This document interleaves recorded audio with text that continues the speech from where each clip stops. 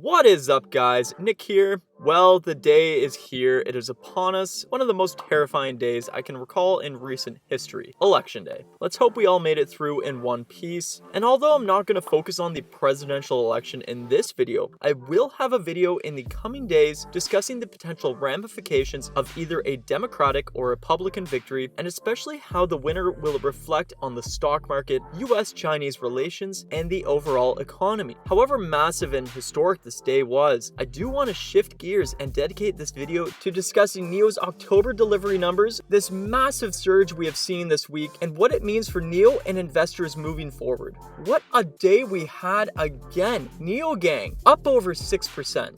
What a phenomenal day. I just cannot believe it. This company continues to succeed, continues to prove the naysayers wrong. I've been with this company since $3 a share, and to see it over a 1,000% gain is just unbelievable. There are a lot of new folks here, so welcome if you're new. Drop a comment, say hi. If you haven't already, hit that subscribe button. I do a ton of videos like this going over tech stocks, IPOs, EV stocks, and centralize my investment strategy focus on disruptor companies. Make sure to smash that like button. It really helps out with the YouTube algorithm. We love the YouTube algorithm, and more importantly, I would really appreciate it. Anyways, without further ado, let's get right into it. Alright, so as of November 2nd, 2020, NIO officially released their October delivery numbers, and to say they were interesting would be an understatement. I have more than a few opinions about these delivery numbers, so let's get after it. Alright, on October 29th, NIO announced that they had delivered at least 5,000 vehicles in the month of October, and this actually gives us a little more insight into their trend lines than you may think, as they had previously released this, stating that on the 29th they had rolled out their 5,000th delivery, had this nice ceremony, took some cute little pics, and carried on with their day. Okay, so with that being said, there wasn't much shock factor when on the 2nd they announced that they had delivered 5,055 NIOs in the month of October, setting a new monthly record yet again. This is phenomenal news, as this company really does continue to grow. They've recorded growth now for 8 consecutive months and are the first electric vehicle Chinese premium brand to deliver at least 5,000 vehicles in a month, indicating they are leading the space, however small, young, and niche that space may be. Being the front runner is always good. Let's not take that away from them. Before getting to the highlights of the deliveries and what I think about them, I want to bring up something very precarious and interesting regarding this delivery figure. Going to this 5,055, using charting and trend lines from the previous month would have indicated a healthy and accelerating rate of growth to have them land at or around 5164, with the added caveat that auto sales typically bulge and grow in the months of October, November, and December historically in China. I was actually hoping for a number even higher than this 5164. So when I read that NIO had only released 5,055, it was slightly bittersweet. Sweet in that it is a new monthly record and indicates growth, but bitter in that I was indeed expecting slightly stronger sales, I'll be honest. What is odd about this figure is this. Let's put on our math caps for a moment. There are 31 days in October. Taking their monthly deliveries and dividing it by 31 would give us an average of 163 vehicles sold per day. NIO indicated on the 29th they had delivered their 5,000th vehicle, leaving at least 2, probably more days to add additional deliveries on, which using our average of 163 times 2 days equals 326. And that would be under the assumption their 5,000th delivery was the last vehicle on the day of the 29th. This should have given us a delivery figure of at least 5,326 instead of what NIO released of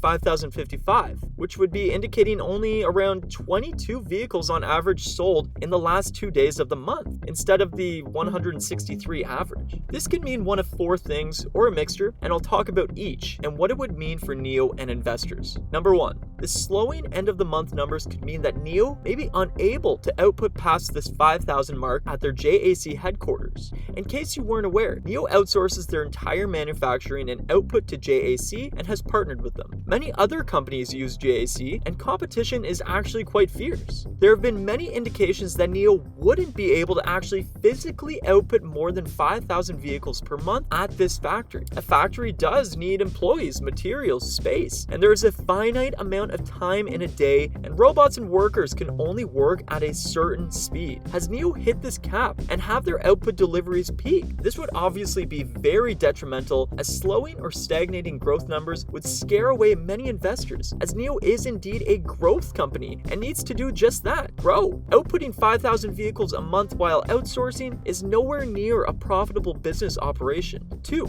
Supply chain issues. Li Bin stated in an interview with Bloomberg that because of the health situation that broke out in China in late December and into the beginning months of 2020, NIO management had forecasted many less deliveries in the coming months. When it appeared that China had actually squandered this threat and people were able to emerge from the lockdown and return to work, the economy again picked up speed and there was a boom in auto sales. NIO had not been ready nor expecting this boom in auto sales to occur and was not ready for the ensuing demand.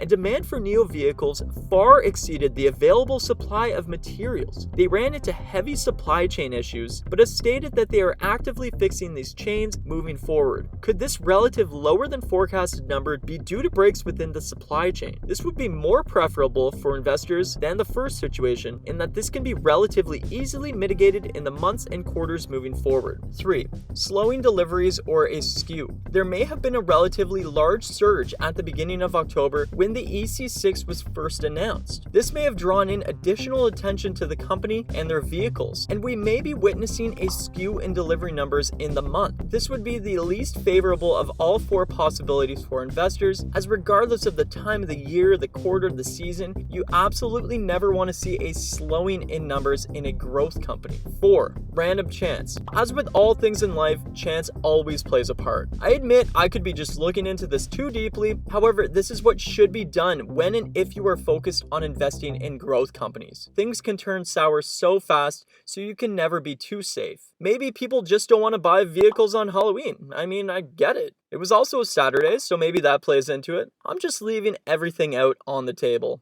I can already see the comments, Nick, you're looking too far into it, schmear. So we can take our tinfoil hats off now and move on to the numbers. But please let me know what you guys think caused this in the comments. Am I just crazy? I don't know. Maybe. I'm a big math guy and this just jumped out at me like a ton of bricks. Let me know. Going to the figures, we can see here the story of the month was clearly NIO's newest vehicle on the market, the EC6, having delivered 883 vehicles in its first full month being on the market. This is very promising and goes to show that consumers are trending towards smaller vehicles. This is also good news for their upcoming sedan release next year. What is also apparent on the surface, looking at the numbers, is that the EC6 didn't bring a whole lot of new additional customers that wouldn't have already been purchasing the other vehicles, but instead sort of stole away potential sales from the other 2 pre-existing models, the ES8 and the ES6. This is unfortunately less promising. Both of these pre-existing vehicles actually saw a drop in sales. The larger ES8 saw only 5 vehicles sold less, while the smaller ES6 saw 515 less vehicles sold than just the previous month.